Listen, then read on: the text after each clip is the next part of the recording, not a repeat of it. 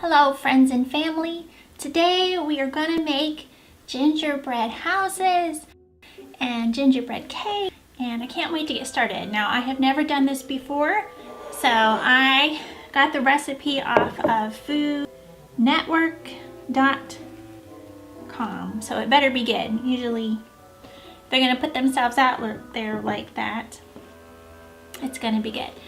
Today I'm drinking cute tea, sleepy time tea. So for our ingredients today, we're going to need 1/2 cup butter, or 1 stick of butter at room temperature, 1/2 cup dark brown sugar, 1/4 cup light molasses or dark corn syrup, and I got dark molasses, 1 tablespoon ground ginger, 1 tablespoon cinnamon, 1.5 teaspoons ground cloves, 1 teaspoon baking soda, 2 cups of all-purpose flour, 2 tablespoons of water. So to make our gingerbread house, first we're going to cream in a mixing bowl the butter, the brown sugar, the molasses, cinnamon, ginger, cloves, and baking soda together until the mixture is smooth. Then you're going to blend in the flour and water to make a stiff dough.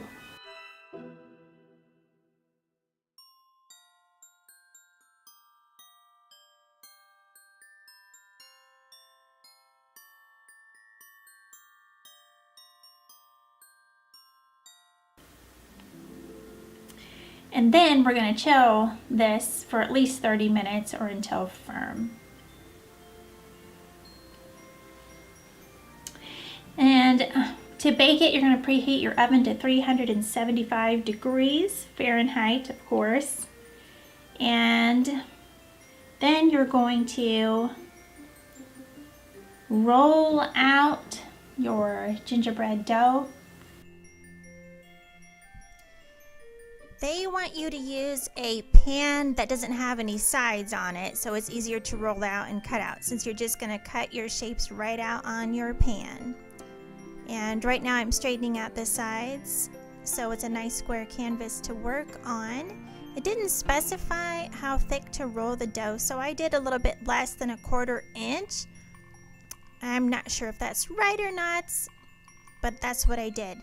So when you're making a gingerbread house, don't do this. Have a pattern. I just drew with my Japanese knife what I wanted for the houses, and I was inspired by those little houses that people put on top of their cabinets in their kitchen. I just think those are so cute, so I wanted to do that. And I'm just going to do a flat scene. I'm not going to actually make roofs. I'm going to do like a panel of houses to stand up and to look at. I just thought that would be kind of neat. So I'm kind of improvising here. Here's my house. And a good rule of thumb is don't roll your dough too thin, or it just gets so brittle that when you try to get it off your cookie sheet, it'll just shatter. So I had a lot of trial and error doing this, since this is, again, my first time trying to make a gingerbread house, quote unquote. So I'm making a chimney, and I'm just going to take off the dough around my shape, sort of like straighten it out a little bit.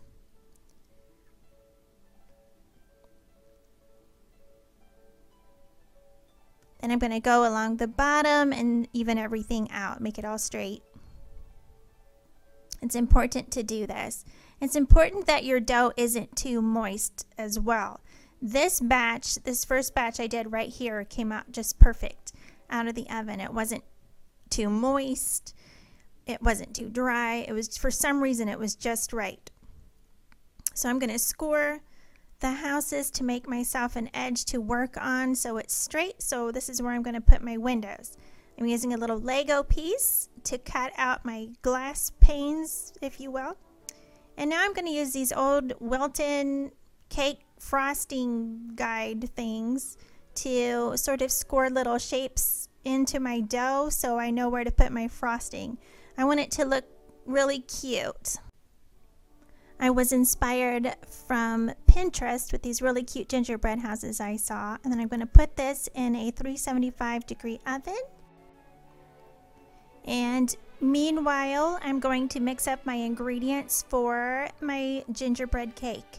First of all, we're going to cream together 1/2 cup of white sugar and 1/2 cup or 1 stick of butter.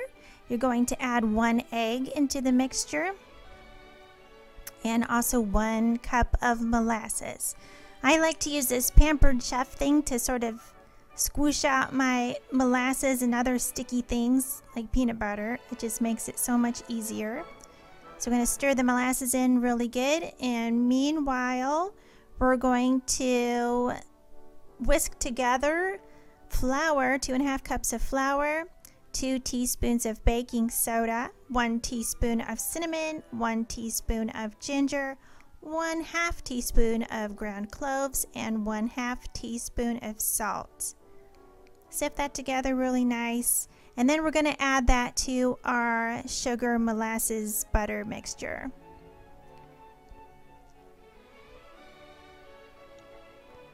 And we're going to mix that up. This is 1 cup of very hot water. I put water in the microwave for about 3 minutes until it boiled.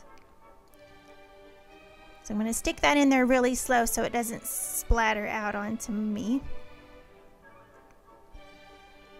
And it gets really runny looking like this, but don't be alarmed. It worked really well.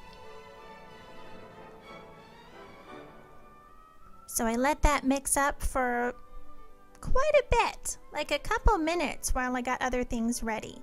So now I'm going to grease and flour my pan. I am using a small Pampered Chef rock crock, I believe it's called, and I'm just greasing and flouring the sides of it. Now I'm going to pour in my batter. It's sort of the consistency of melted chocolate, sort of, it seems to me.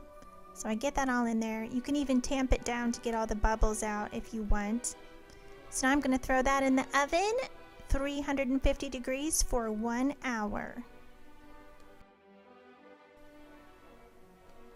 Okay, friends and family, I cannot wait to show you this new hack I've learned. Now this is my first time doing it, so it's not all smooth, but I'm going to learn this and it's going to make life so much easier. So what you do is you take plastic wrap and you get yourself a nice big square. And then you put your frosting right in the middle and kind of lightly put it in there, I learned. Then you're going to fold it corner to corner. And I think you're supposed to fold it back down to the other corner, but anyway, I'm learning. And then you swing it so it rolls up on both sides. I bought these decorating bags from Walmart. They're disposable. You just cut off the tip like normal, shove your coupler down there. Make sure your plastic wrap frosting bag is wound really tight at the edges so that way it'll go right down through that hole really easily. You just grab the tip of that and pull it out. And this makes it so easy. You don't have to fuss with shoving frosting into a bag or cleaning it up, and when you want to change frosting or colors, you just put another one of those down inside. You stick your tip on of choice and screw it on, and then you're going to prime your tip. Just like that. And now I took a zip tie and I tightened the top of the bag, that way the frosting won't squish out the top like it sometimes does. And this makes it so it does not move at all. So that's one good thing that I learned as well. Tie it really tight and then snip off the end. And you're ready to go. So as you can see, this end kind of broke off when I got it off of the cookie sheet, but we'll just put some snow around that or something. We'll hide that. It'll be okay.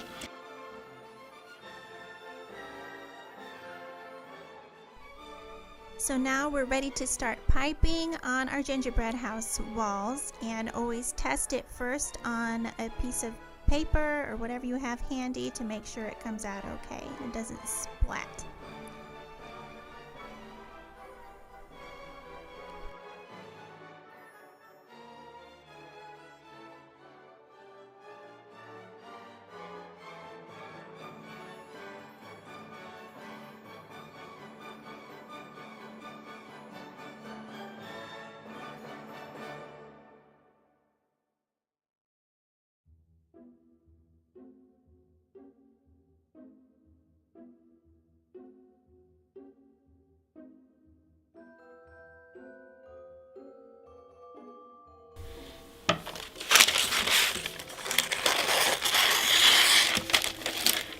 need to stick that down.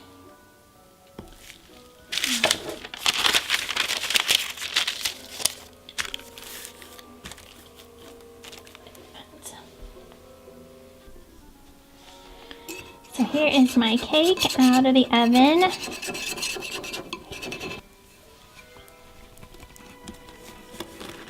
She comes. Alright. So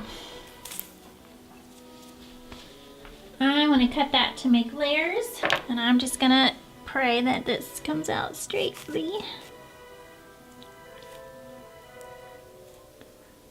Without crumbing too badly. Okay. It smells so good. So gingerbready.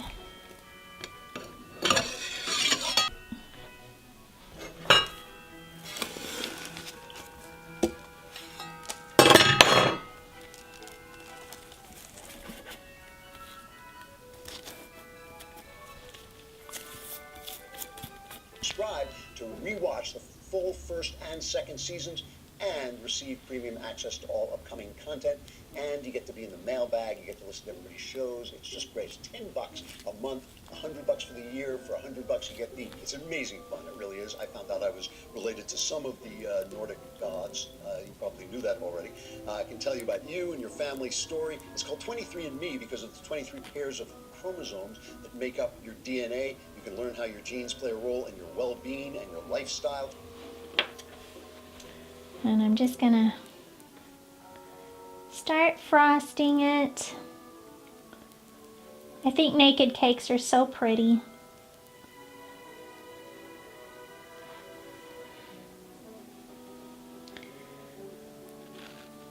But and the less you go around and around, the less crumbs you're gonna get in your frosting.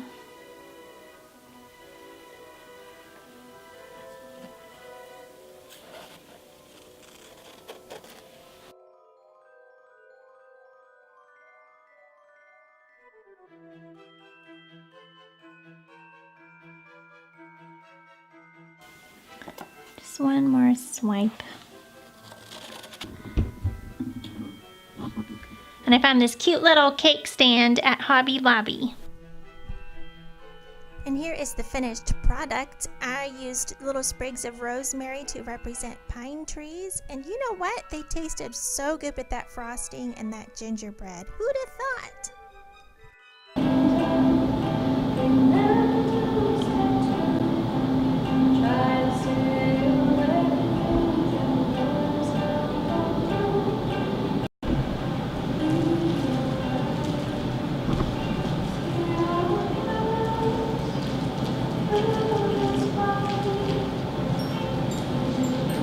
That's it.